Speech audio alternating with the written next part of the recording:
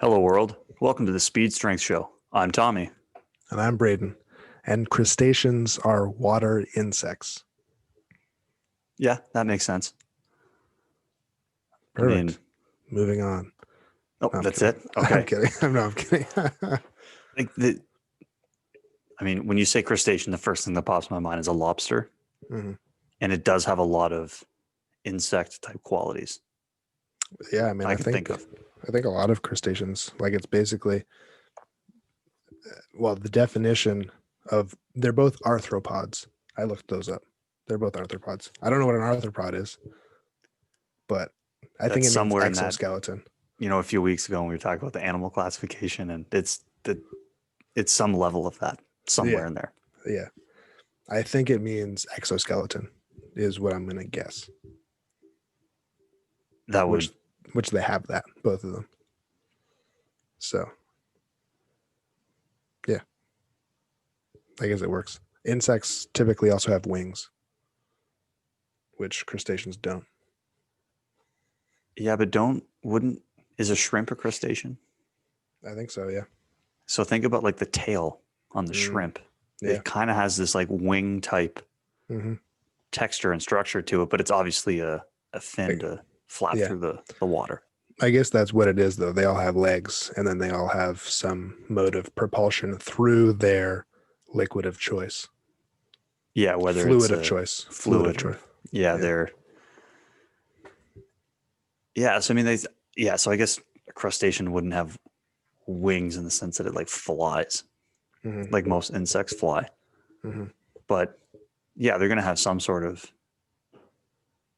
fin or flippers or some type of. Like I said, the first thing I think of is like the tail on a shrimp when you're eating shrimp, and Yeah. it has that like almost insect wing type look Yeah. to it.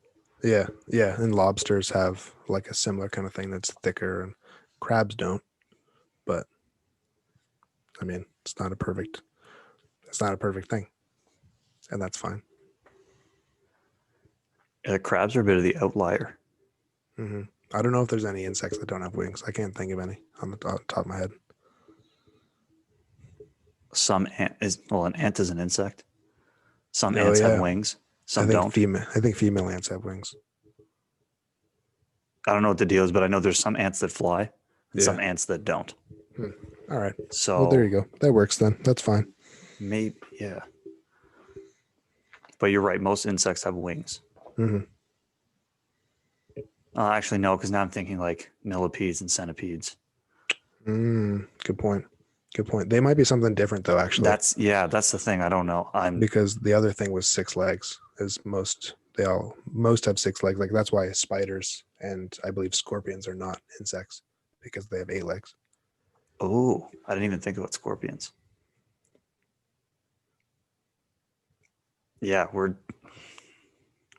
not an animal expert, so now Yeah. we're trapped in this same. We always find ourselves out of our depth there. That's the whole point of the intro, right? Yeah. It wouldn't be random banter if it was just Hmm.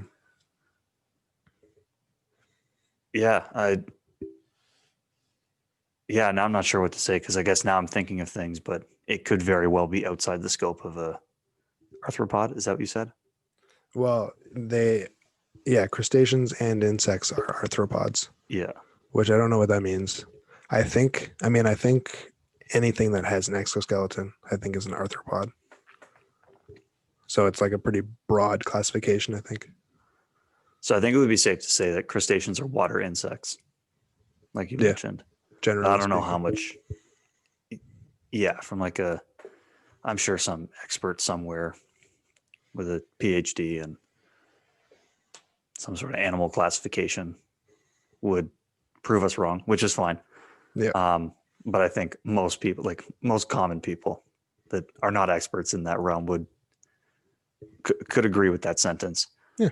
But then beyond that, I don't know where it goes because, like you said, all these other animals and creatures we're talking about Mm. may not necessarily line up in the same category. Hmm. Might be a different classification of Yeah. creature or being. Hmm. Um, crabs, There was something I saw interesting. It was on Instagram, so I don't know how reliable it is, but I do trust Very this. reliable. Um, some crabs, like they live in shells, like seashells, right? Like hermit crabs and stuff. Oh Like yeah, yeah. they carry a shell around, and then as they grow, they need to get bigger shells. Um, so it was the thing I saw was like if there's just a discarded shell on the ground or something like that, um, then the first crab that comes across it will try it on and be like, okay, that's a little bit too big actually. Um, and then he'll just line up. He'll just stand beside, and then another crab will come along, try it, and then maybe that's a little bit too big still, and then stand beside, and then they end up forming a line of like biggest to smallest, and then eventually a crab comes along and is like, that's a good size for me. But then now he doesn't need his shell, so then the next one's going to take that shell, and the next one's going to take that shell, and they just all trade shells all the way down the line from like biggest to smallest. That seems too ridiculous to be true. I know. But I mean, It's famous smart though. show, famous phrase in this show. It depends. I mean, I've never seen a hermit crab in real life. And based on the story you're telling, it means they collectively kind of hang together as a group. I don't So know if maybe that would explain why I've never seen a hermit crab, because it's an hmm. all or none thing. Because if you didn't see the whole group of them, then there's not an individual hermit crab for the most part wandering around doing whatever. Yeah, I've seen a crab with a shell before. I don't know if it was a hermit crab or not, but it's I don't think they're like pack animals, but I do think in this situation they kind of hang out because they all need to trade shells. I would like to think that's true just because it's entertaining. It I have feels no good. other reason. It's wholesome content. Like it's just nice to think about a bunch of crabs lining up, trading houses essentially. It's like a crustacean fashion show. Yeah, yeah. There you go. That's what I mean. I would like to think it's true just for the humor and the entertainment in it. Like, Yeah. I think that would be entertaining if it was completely true and that's what those creatures did. Mhm. Yeah. So So I would like to believe it. let's just say that it's true then. And I if it's got not true, then it's unfortunate. yeah. But Maybe, well, I'll pretend that I didn't get the information from Instagram and instead I got it from Wikipedia. some, yeah, equally reliable. Equally reliable. I was looking up my parents' hometown actually the other day on Wikipedia, and some of the history stuff was interesting. And my parents were just like, no, that never happened. That's not true. And I was like, who's like altering Wikipedia for this? What do you gain from that? Well, that's why they always do with like everything, right? Like whether it's sports or events or people, like the Wikipedia fact or fiction or Yeah. false or truth type thing, because like there are people out there that have a Wikipedia page. And then if you talk to them, they're like, oh, no, that's not true. That's not true. That's made up. I don't know where that came from. Mm-hmm. So I think that's what makes that entertaining, is because you don't actually, unless you really know, like you said, you're from that town, for example, or you Yeah. are that person, Yeah. there's really no way to confirm any information that's on Wikipedia.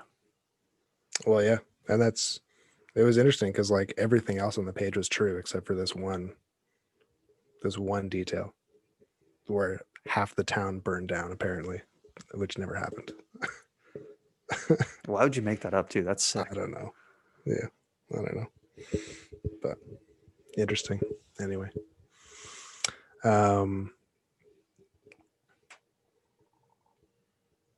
but what is true, I think we can agree on, is that well, we can agree on this at least. Weightlifting is hard and complicated.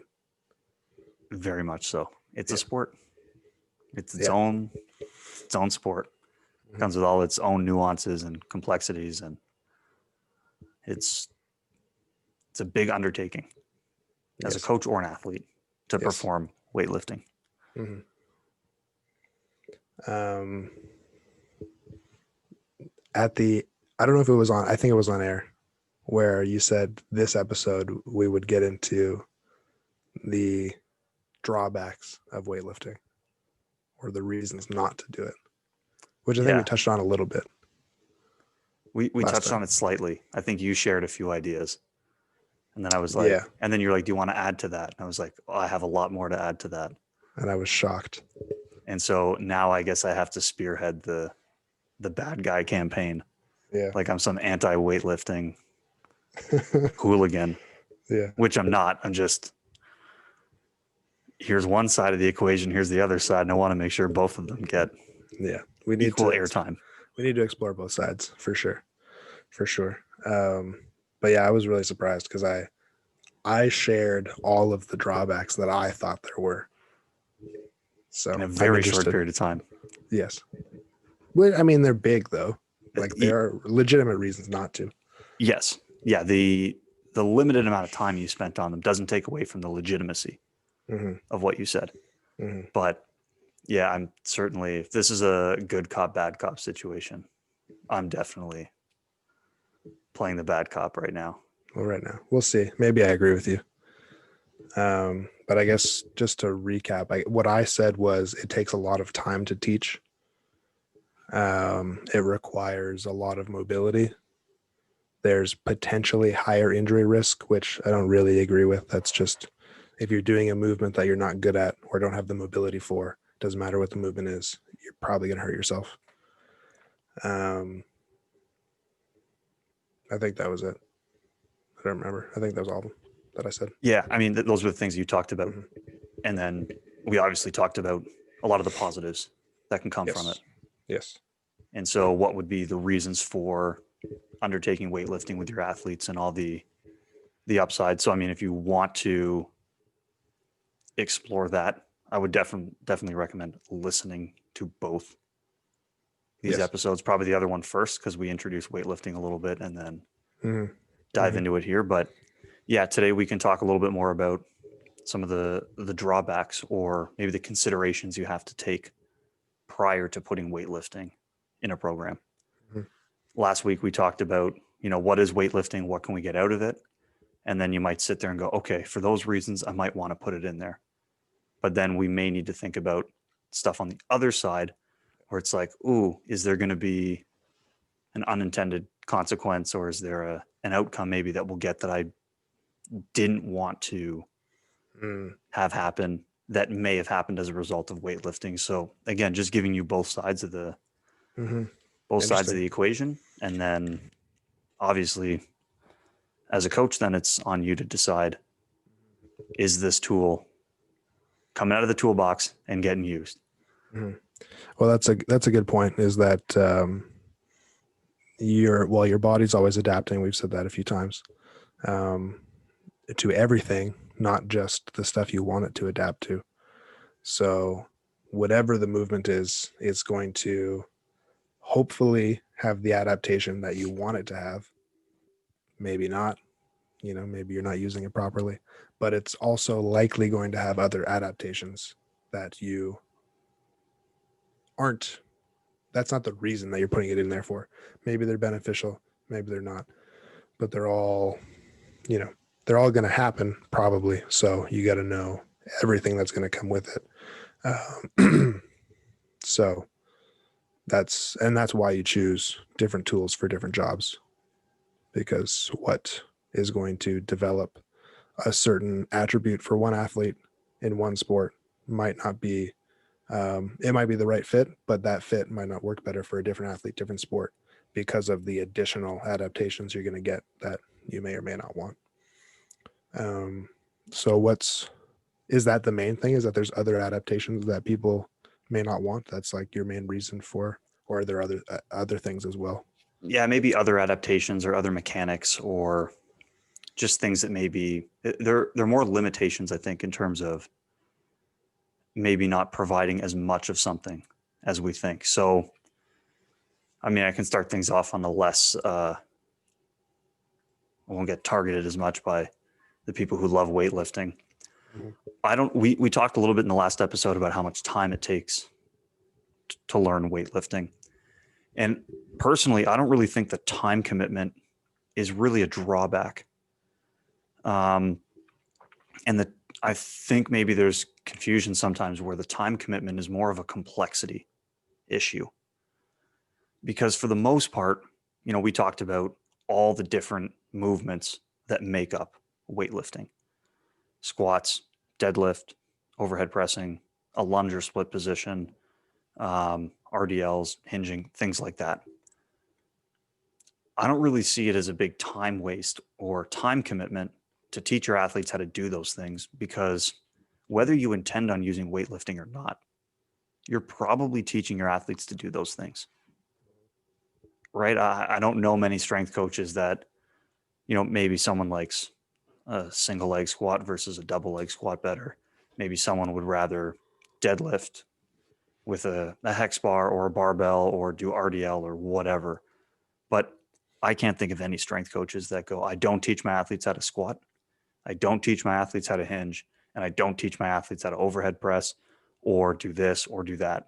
So I don't really think it's a huge time commitment to teach them all the base movements, because you're probably going to do that anyway. The only exception I can think of is maybe the overhead squat. If you weren't going to do snatch later on in the program as a weightlifting maneuver, you may not teach them the overhead squat. But everything else, I think, as a strength coach, you're probably committing to teaching your athlete how to do. Yeah, that's a good point. That there's no real, for at least the base movements, there's no additional time commitment. I agree. A lot of people probably aren't going to overhead squat unless they're snatching. Um, but yeah, everything else probably everyone's going to be doing at least a little bit of that stuff. And regardless, to develop an athlete, if you're developing a specific sport athlete, then maybe you might not do everything. But if you're developing an athlete, which I think, unless you are coaching professional, like strength coaching professional sports, then you can maybe get a little bit more targeted. But if it's anybody below that and you're not 100% sure that this is going to be their job for the next 10 years or whatever, then you need to be developing fully well-rounded athletes. So you got to be doing all those base movements for sure. Yeah. And so that's why I don't really consider the time to be a big drawback, as where I think it's more the complexity of the movement. Most people can learn how to squat and hinge and hold onto the bar and overhead press and all those types of things. But then the difficulty is the complexity that comes with putting all of those movements together under load and with speed. Because as we know, with any of those movements, if you taught someone how to squat and it looks really great, if you start to add a ton of load, some errors are going to start to show up. If you add a ton of speed, errors are going to show up. And now in the case of weightlifting, you're making it more complex in the sense that you're adding speed. So now the consistency is going to be thrown off potentially. You're adding load. So someone may need to make movement compensations.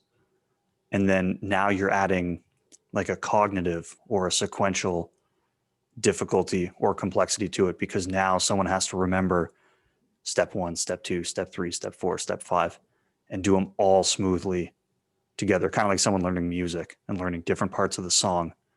Now they got to put the whole thing together and make it work. And that's where I think one of the drawbacks in weightlifting can come from, because if we're looking to get adaptations out of it, and if it's so complex, can we actually go heavy enough to get out of it what we need to? So if we're talking about maximum power output, is the individual able to move enough load in that complex movement to actually make big changes in their power output? Is the person able to move fast enough with that complex movement to make the changes? Or are you better off to pick something like we talked about on the last one, like a jump squat?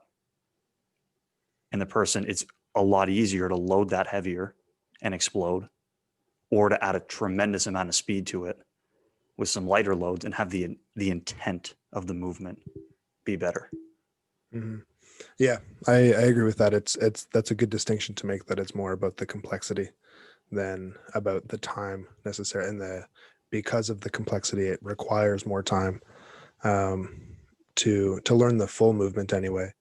Um, I might, well, I would argue you're not ever going to learn just the full movement. Probably not anyway. Like a good coach is going to teach you in pieces, like you mentioned about the music.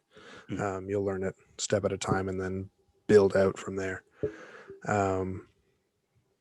But I think the pieces of the movement are pretty simple.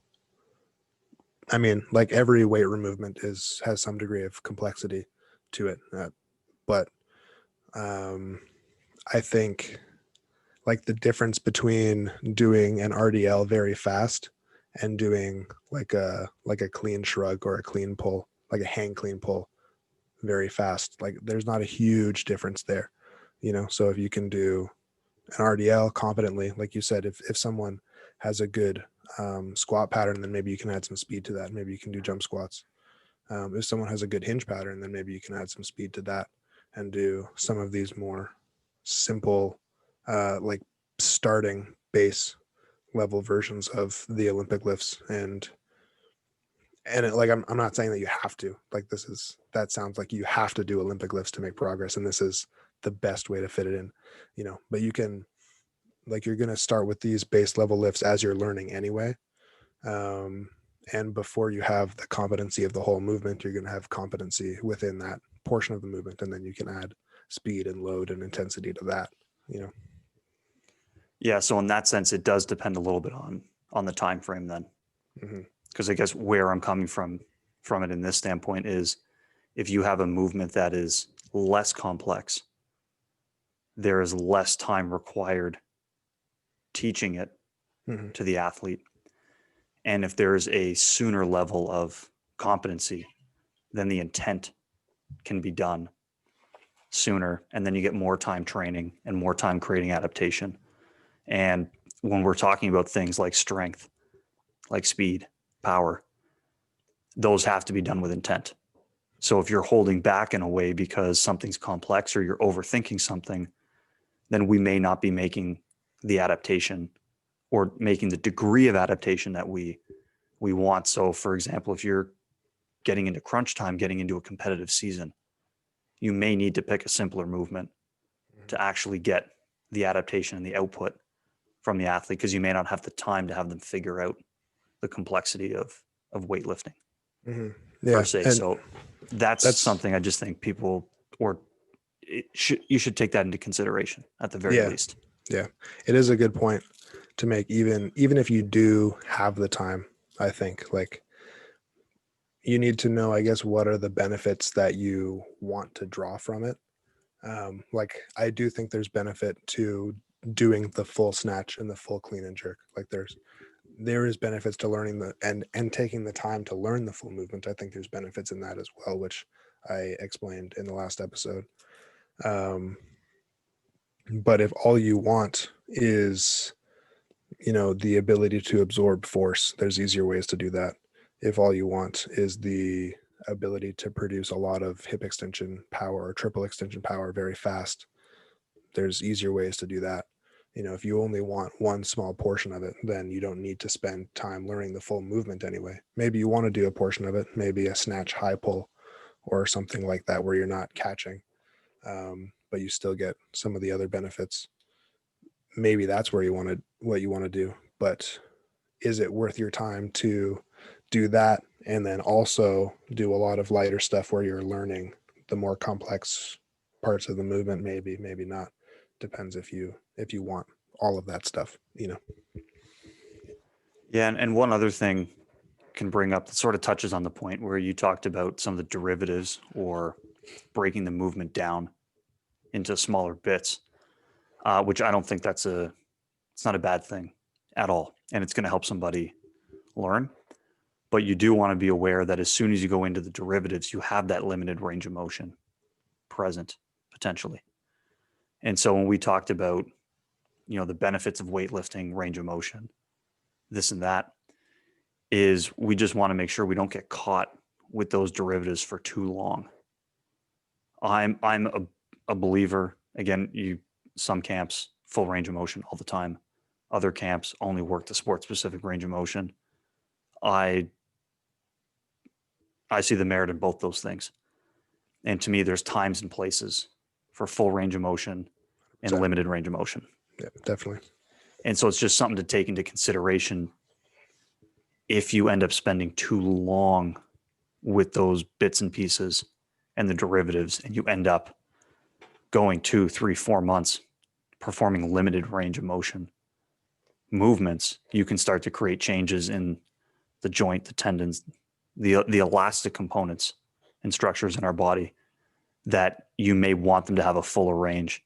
But if you're training them and only using them in a limited range, then you start to lose that ability. So like I said, I think there's a lot of upside to using the derivatives, but to at least be aware that there's limited range of motion in those compared to the full lift.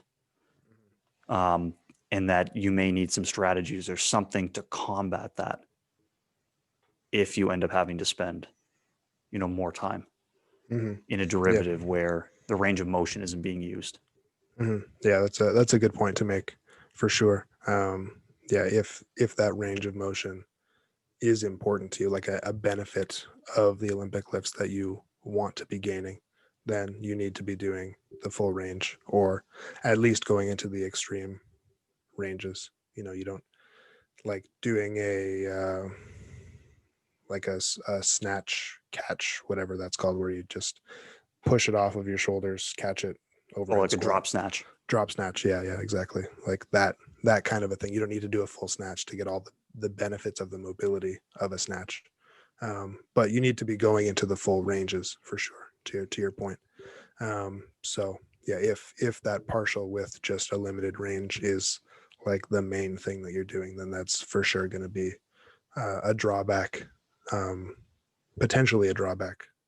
Well, then you have to be very adaptation that you're gonna specific in the time and place. Like maybe you're using it for a month in a serious phase of competition where Yeah. you need that transfer, but you wouldn't necessarily want that present 12 months of the year. Yeah, which is okay. I mean, I think you also, if you're doing other things along with that, like if you're doing this partial movement, but you're also doing deep front squats, then you're going to limit a lot of that. Exactly. As well. But yeah, definitely a consideration. Because then it goes into an interplay a little bit with one of the benefits you talked about in the last episode is the economy that you get from programming Olympic weightlifting, because you can potentially get so many things. So if you start to remove those things, then like you said, now we've removed element A, B, and C. We need a different exercise to bring those elements present. So maybe it's making a simple change as if you're going to do a high pull, you start the movement from the floor and then progress into the high pull. Or if, like you said, the drop snatch, if you're just going to do a higher part of the pull, then at least catch with full depth.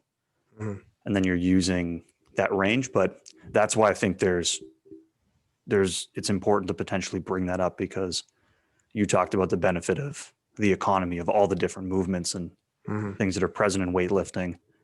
But if you start to remove it, then you need to know what's being taken out. Yes. And, yeah, absolutely. And then you can decide, do you have the time to do 3 different exercises? Do you need one exercise? And that's a whole nother conversation based on the specifics. But that's another consideration I take into account if I have to, am I programming weightlifting? Am I not programming weightlifting? Is certainly if I have to dive into the derivatives, I'm now potentially losing some of the benefits. Yeah. Well, it's a good point to make as well, because I think a lot of people will assume it takes a lot of time and effort and focus and stuff to learn the full movement. So if that's something that they do want to do, to learn the full movement, then they might be spending the majority of their weight room time on learning that, which might mean they're spending the majority of their weight room time on the derivatives for a portion. So in that case, then you'd want to be making sure that your athletes are doing, a good amount of mobility stuff outside of the weight room sessions or whatever, if you're going to be not developing that in the gym. So, what you said you had a few. Yeah, I still have a few on my list here. Sure. What's the next one? So one thing that I found really interesting, and this was more when I started to dive into some of the weightlifting literature and textbooks and things like that, and started to learn more about it as a sport. And the idea that the pull from the knee to the hip is where the bar really gets accelerated. That's where a lot of force is being applied. And again, we talked about in weightlifting, the goal is to move the most amount of weight possible. And so a lot of the drills, a lot of the things that you can do is aimed at lengthening that pull or maximizing the amount of force that you can produce in order to lift the most load. And so if you're chasing, I guess truly maximum power, then you're going to need that present. But if you want some sort of rate of force development or speed component where you want force to be produced in a limited period of time, that can potentially contradict that outcome because you're now lengthening the time that you're applying force. Whereas in most sports, you're trying to apply a lot of force in a limited amount of time. So there is something to consider where as you start to go heavier, then that there's a bit of an interplay with that long pull. And do you necessarily want to extend the window of time for your athletes? Maybe you do, depending on their position, their demands. Maybe you don't. But I think that's something, again, that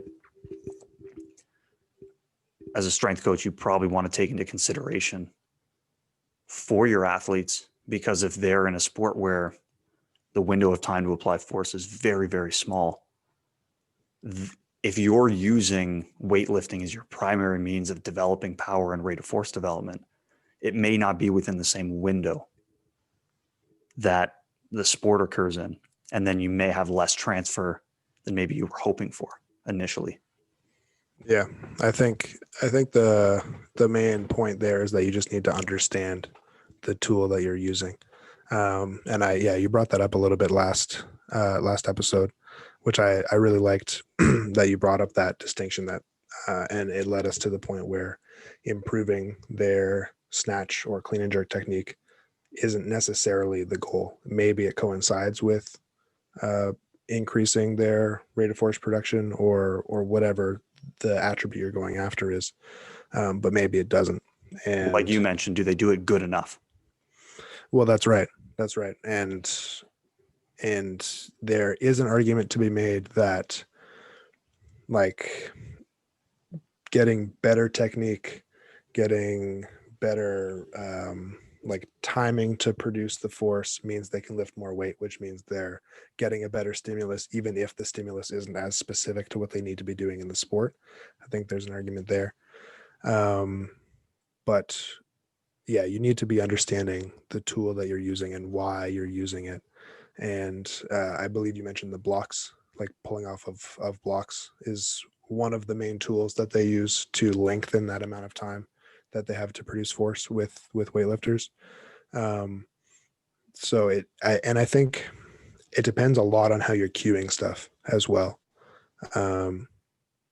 Because I think you could very easily use blocks to do exactly what you're saying and shorten the amount of time that they have to produce that force. It depends on the intent and Even the height of the block. The height of them, exactly. So put them on higher blocks and they don't have as much room to pull. Mm-hmm. You give them a smaller window.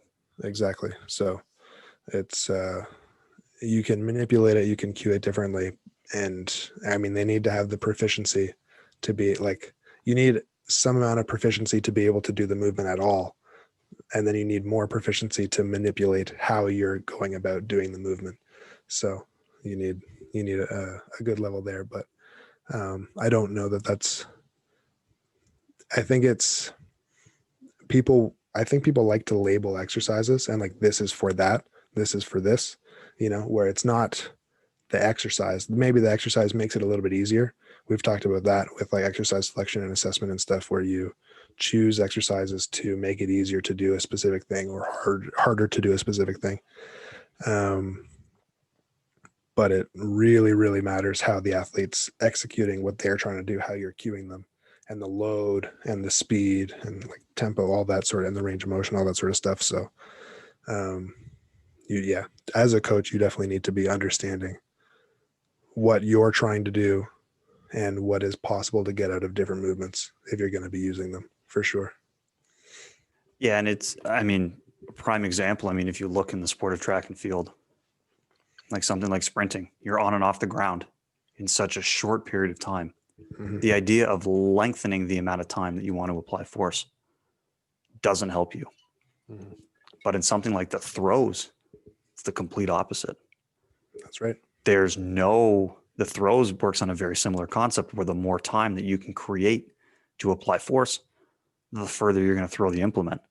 So, I do have some questions around, do sprinters need to weight lift? Maybe, maybe not. You can make a case for it. Do shot putters or throwers need to weight lift? Probably. I think Hmm. the case for those athletes to do it is probably much stronger. Again, so Hmm. just given that's an example of, again, where the window of time to apply the force and what sort of time constraints and parameters within your sport or position within your sport are you Hmm. are you dealing with? Yeah, that's a really good point, because even within the same sport, like we talk about football a lot. I imagine the like a wide receiver or a defensive back would be much closer to a sprinter's requirements versus an offensive lineman would be much closer probably to a thrower's requirements, in terms of the time that they have. And that's actually very similar to powerlifting as well, where in the deadlift specifically, allowing yourself more time to pull off of the floor and lengthening that force production, creating a longer impulse, means you don't need as much force to lift the bar if you take more time to produce that force, versus athletes, maybe you're using deadlift to produce strength and power, and like you don't want to take that amount of time because you want them to be using more force and doing that more force more quickly, that kind of thing. So yeah, that's definitely an important consideration for sure.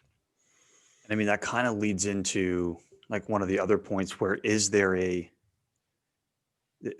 depending on the movement that you're doing from weightlifting, there is a bit of a speed cap essentially, Hmm. where, if you make that second pull too quick and the bar flies up, then you've limited the window of time where you can apply force.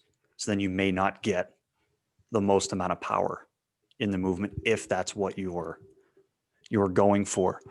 Another good example of something like the jerk, which I think is less commonly used Yeah, in I would say training. so.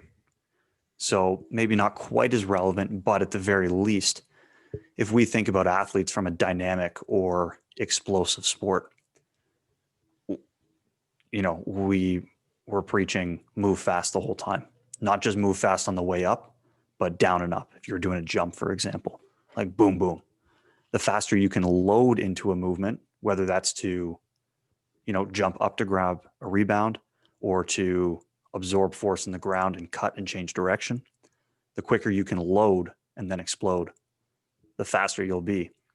And think about something like the jerk, for example, where the individual's set up with the bar. They have to have they can't just drop as quickly as they possibly can, because then they create separation between themselves and the bar, which then limits what you can do on the upward portion of the movement. And so, again, depending on the sport, the controlled descent and then the explosive pop might be really beneficial. But if you wanted the whole movement to be fast, you might be better off to do something like a squat jump where the bar braced on your back, you can pull and hold the bar into yourself so you can load and explode way quicker. A little Hmm. bit, again, the same idea with the second pull, where if you end up pulling too quickly, the bar can get away from you, or you're not applying as much for it. It can't just be so fast that it's uncontrolled. Hmm. And then Hmm. you potentially limit some of that. So again, it's maybe a little less relevant because I think the best example is probably the jerk, having the controlled descent and then explosion up. Um, but that's, again, something that wouldn't promote that boom boom type of movement. Yeah, but no, I think it's a good point to raise. Like, I think it applies to more than just that.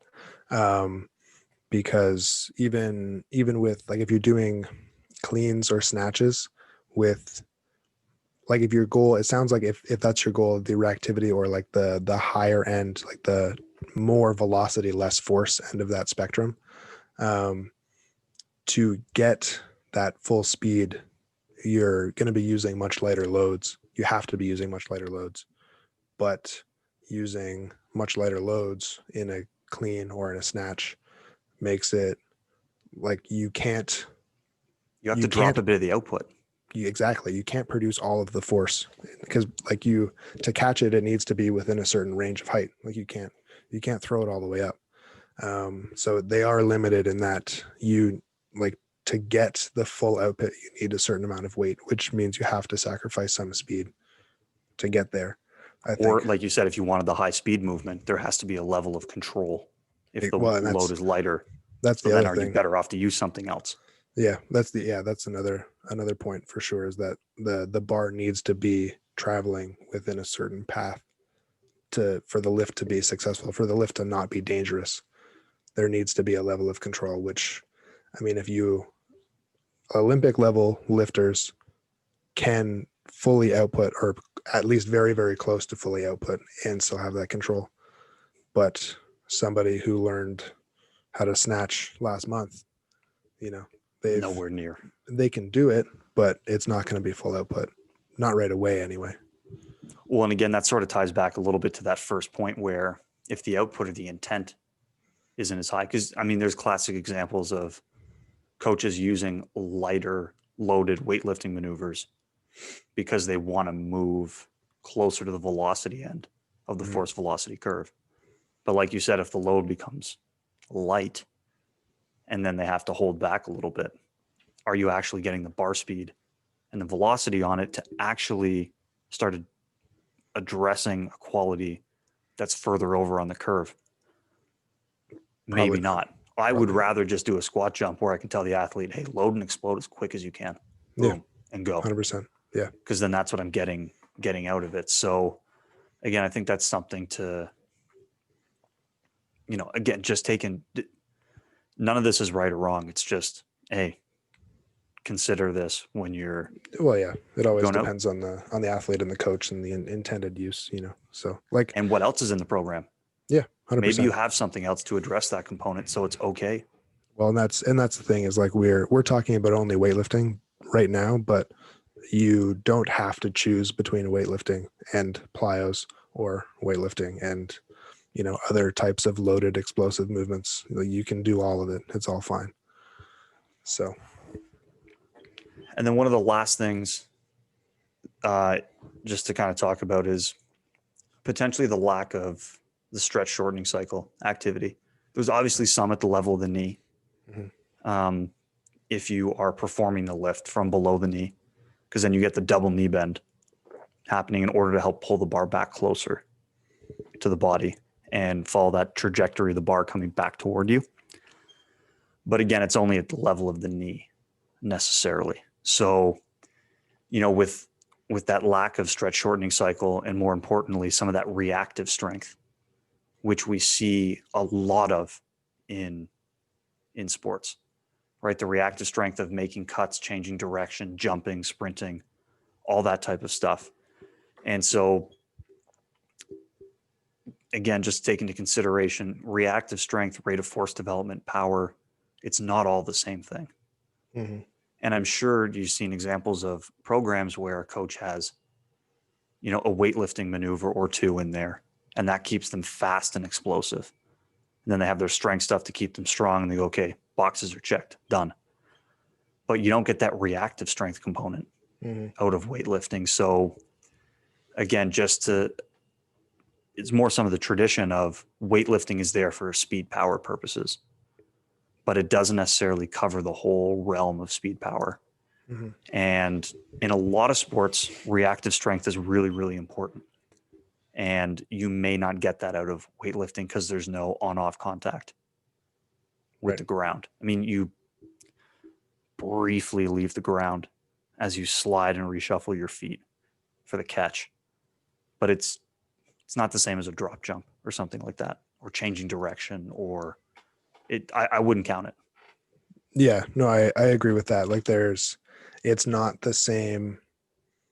Um, there is that contract, relax, contract. Like we've talked about the double pulse, which is not the same thing, but it's Similar. in the same realm of it. But there isn't really any of the um, like absorb, produce force in a very short amount of time. Um, I do think that you could get that in a proficient weightlifter. And if you watch some proficient weightlifters, they'll catch at the bottom of their clean and like they're fully bouncing out of that, which is getting some of that at the level of the hip anyway, Yes, and at the knee as well. Um, but but not at the aside foot of from the that, ankle. not at the foot of the ankle, you're gonna like maybe get some of it in the jerk, like you said before, but you kind of have to limit your tempo on the way down a little bit. But yeah, none of it in the foot or the ankle. So, which um, arguably, I would say a lot of that requirement is going to be at the foot and the ankle in sport. So Exactly. that is a limitation. But I mean, they are very good at teaching you how to produce force and teaching you how to receive force very quickly and produce force very quickly if you cue them properly, or cue them in the way that you want them to be doing the movement. So the components of it are there, but it is a separate skill as well as you're alluding to. Well, and that's where your example of like football and then the whole it depends Mm-hmm. scenario kind of comes up. Probably a great tool for alignment. And even think about the time, the window they apply force, they have to move another presumably 300-pound person Mm-hmm.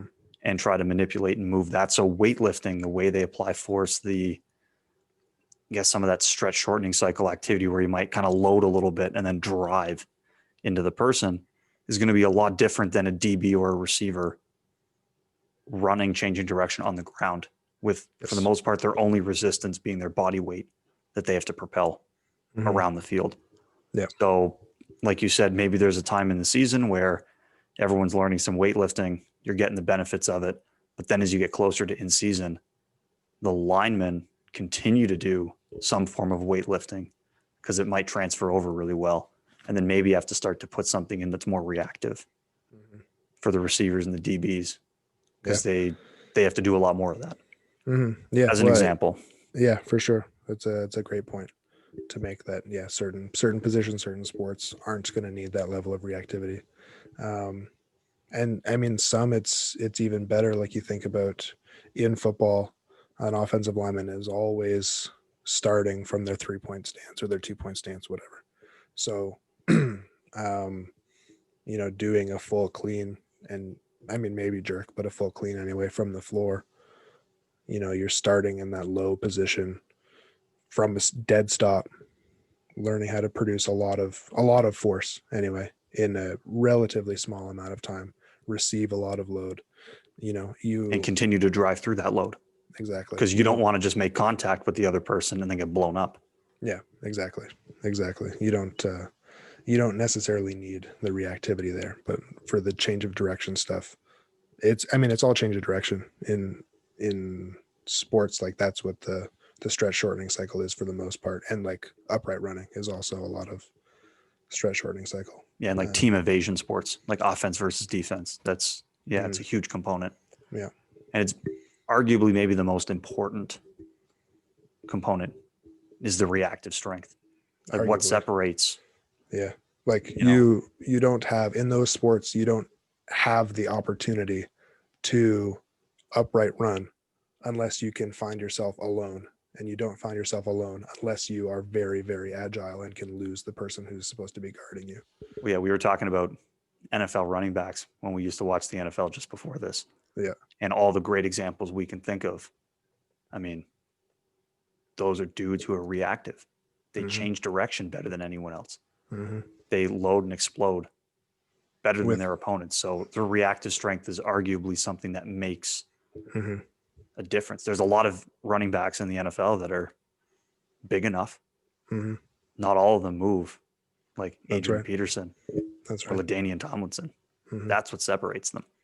Yeah, and it's not just the ability to like absorb and explode. It's with precision as well. Like these guys Exactly. aren't uncontrolled, running all over the place. Like they're very precise with where they're moving.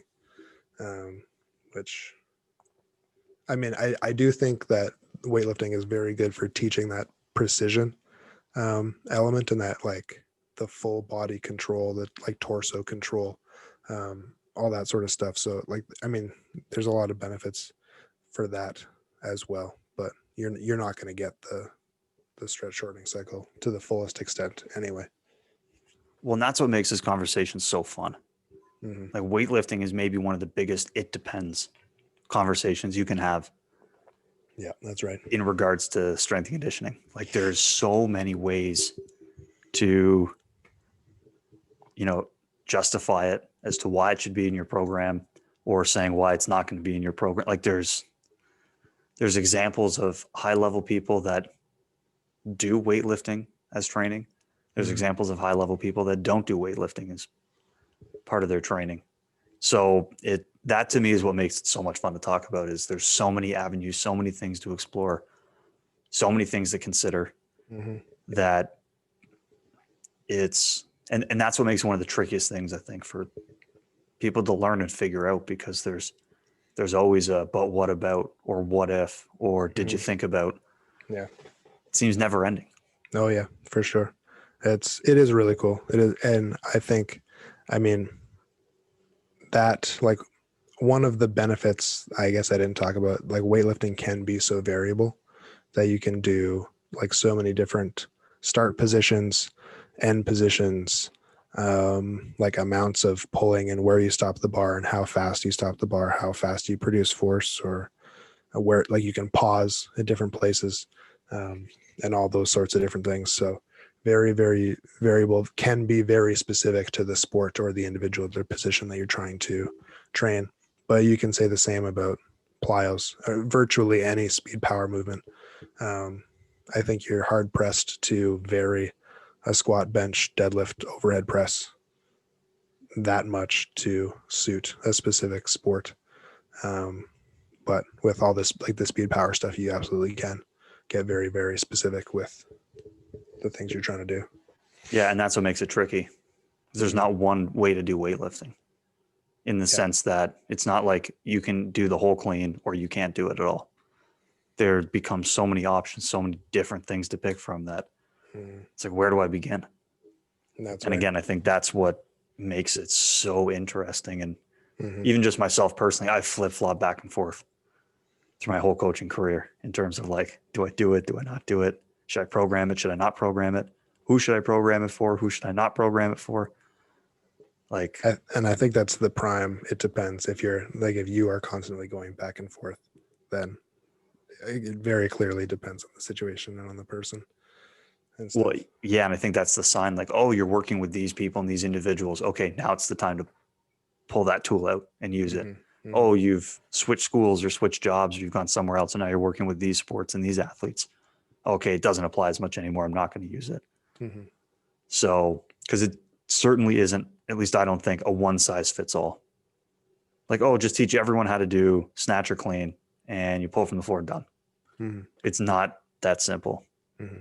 So, One, I was a couple quick questions. I feel like they'll be quick questions. yeah, Is there I'm getting grilled now. a sport that you think absolutely should not Olympic lift? Like there's no reason to. We'll keep it to like speed, power, athletic, team, whatever. Like we're not talking about billiards. We're not talking about darts. We're not talking about like, nobody get mad at me, but like the least athletic sports that we'll include I here knew is that's where like you were going with it. I had to is start like laughing because I was like, like oh, I know he's going to have to say something he doesn't want to say. like I guess we'll include golf, curling, baseball, those kinds of more like baseball is speed power, but there's a lot of, standing around too. So more like quote unquote leisurely sports, I guess that's like the cap. And I can't Just answer. It depends. Like if there's, That's a cop out answer. I mean, do you think that there's a sport, like just because of what the sport is, that nobody in that sport should be doing it? I mean, I think curling is probably an example of one. That's fair. I don't think it's worthwhile. Golf is probably another. Also, if you look at the load of the implement, like the golf club is very light, Hmm. the ball is very light. There's a premium on the velocity side of Yeah. that Hmm. speed, power, movement. So golf, I don't think I would bother. I mean, if you want a controversial answer, say the sprints. Well, I was going to ask, that was going to be my next question. Do you think sprinters should, or in your opinion, if an athlete has the capacity, if an athlete already knows the Olympic lifts, let's say On a that. little bit of the longer end, I see the value in it. So a Okay. 400 meter, 600 meter, Why is that? because of the degree of extension that they go into. So if you really Mm. start to load some of the lifting, it comes back a little bit to that complete and incomplete triple extension. I mean, I don't think you're supposed to go into full triple extension in the Olympic lifts. I don't think. Well, the heavier the load gets, at some point you need to get Like like it's, I agree it's close, but I don't think it might be full at the hip, they're but probably not locking out completely. But it's if you look at some of the still shots. yeah, Um, it's close. so For long sure. story short, that would maybe be my answer, and especially Cool. too because on the shorter side with like the 1 and the 2, there's such a premium on just sprinting fast Mm. that again it goes back to that intent. Are you Yeah. doing things as fast as you can? Is it as powerful as it can be? And we Mhm. can't afford to leave anything on the table. So I'd rather just use something simpler where the output is going to be way better. Yeah, and that's, I Um, mean, that's a good, really, really good point too, because you did mention as well that because they go into full extension so that they have more time to produce the same amount of force at the end of their race. make up for So the fatigue. yeah, so then choosing an exercise where you are required to take more time to produce that force isn't necessary. It's becomes more specific, not less specific at that point. Yeah. So, I mean, there's track and field people out there that are going to tear me apart for that, but whatever. That's my opinion. At Mhm. the current time, it may change. Who knows? Yeah, As you learn. yeah, So, that's cool. That's but that cool. would be my best answer right now Yeah, at the present time. nice, very good. Wait for What the angry mob later to come get me. what is your best answer for music selection for yourself for this week? Oh, I got a good one this week. Yeah. Within Temptation. Okay. I haven't heard of them. They're a Surprise. Dutch symphonic metal band. That sounds great. And dude, they're sick. Like they got a little bit of everything. Like there's up tempo stuff, there's like drop tuning, heavier stuff, faster, slower. Um, I don't know if the lead singer, if she's like classically trained as like an opera singer, but she's got a big voice, like a lot of range. Nice. There's some symphony stuff in some of the songs. They have a whole album of pop covers that they do, which is Nice. phenomenal, I like phenomenal. that. And they cover everything I from like that. Coldplay to is it Lana Del Rey, Sure. um, Passenger, Swedish House Mafia. Like the whole album is just full of every pop song that you could. You've probably heard Nice. of all the songs, and you're like, sick. They've done a cover, so Yeah. I really they like that pop goes punk kind of stuff. So a lot of range from Within yeah, Temptation. So there's that's something awesome. for everybody. Start Nice. listening to the pop covers, and Yeah. then you can dive into their original stuff. Something for the whole family. Eh? Exactly. Yeah, that's It'd good. be a crowd pleaser on a long car That's ride. cool. Symphonic meaning like symphony. Is it like is it an orchestra style or no? It's not. There's elements of that music in the background. Okay, Or that's cool. so yeah, like symphonic, or some people call it operatic. Okay. Metal. There's like I said, some bands have like lead singers that are classically trained Yeah. in that style of music. So you get some, I'll call them unconventional musical sounds Mm. in this metal music because they're using, I don't know, what is it, like brass and woodwind and other instruments potentially in the background with Yeah, I like that stuff. like a strong booming vocal type of, Yeah. like there's no gutturals, for example, in Oh, like okay. within Temptation. That's cool. And that's my least favorite part of metal, Yeah, honestly. the like there's Yeah. none of that when Yeah. they like she sings completely clean the whole way through. But yeah, Yeah. they're sick. I like them a lot. Yeah. Within Temptation. I'll definitely check those guys out. That sounds really good. Check out the cover album I will start or with that. the album of covers because Yeah. you'll find a song that you're like, oh, I like this song. I want to Yeah. hear it. And I'll start there when I work out tomorrow morning. For sure. Yeah, that's great. just a That's great. warning, for whatever reason, the cover album is not on Spotify, I don't use but someone's Spotify. throwing the whole thing on YouTube. So Perfect. whatever, it Perfect. works. Perfect. Mine's not as exciting as that. I've also been like, even last week, I told you I haven't been listening to as much music Yeah, I've been in a lately. music funk. A little bit of a music funk. Even like, I think just with the lockdowns again, I'm not doing as much work so I'm not listening to as much music as I was before. But Bronwyn and I started watching a new anime the night before last night. It's called Tower of God. So far, it's pretty cool. And the intro and outro were phenomenal. Like so catchy, so cool. Like the music. Yeah, the music. Yeah, it is a K-pop group. They're called Stray Kids. So I've At least looked it's into a them. new K-pop group. Yeah, and I hadn't heard of them before.